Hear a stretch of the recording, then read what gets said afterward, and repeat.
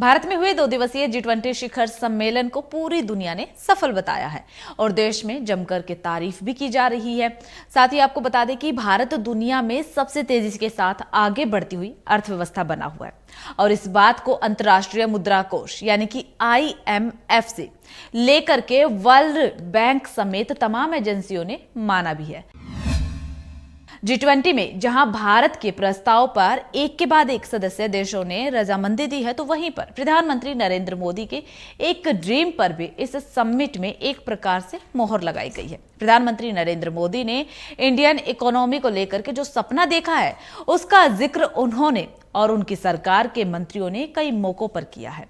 इनमें एक है भारत के साल 2047 तक दुनिया के विकसित देशों की लिस्ट में पहुंचना और आने वाले 5 से 6 साल में दुनिया की तीसरी सबसे बड़ी इकोनॉमी के तौर पर सामने आना है। आज अर्थव्यवस्था को तेज रफ्तार इस लक्ष्य को पाने की ओर बढ़ रही है। अब तो वैश्विक निकायों ने भी पीएम मोदी के इन सपनों पर अपनी मोहर लगा दी है। G20 में शामिल होने के लिए देश में IMF की डिप्टी मैनेजिंग डायरेक्टर भारतीय मूल की गीता गोपीनाथ ने कह दिया है कि ग्लोबल ग्रोथ के इंजन के रूप में भारत की भूमिका को नकारा नहीं जा सकता है।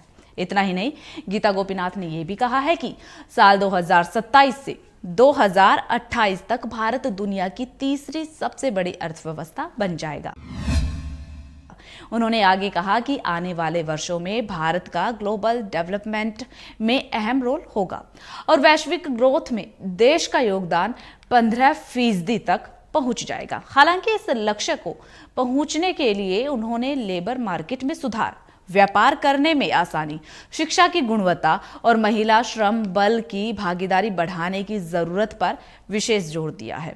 इसी के साथ गीता गोपीनाथ के मुताबिक ये भी कहा जा रहा है कि भारत को लेकर के जो आंकड़े सामने आ रही हैं, उन पर संदेह का कारण ही नहीं है।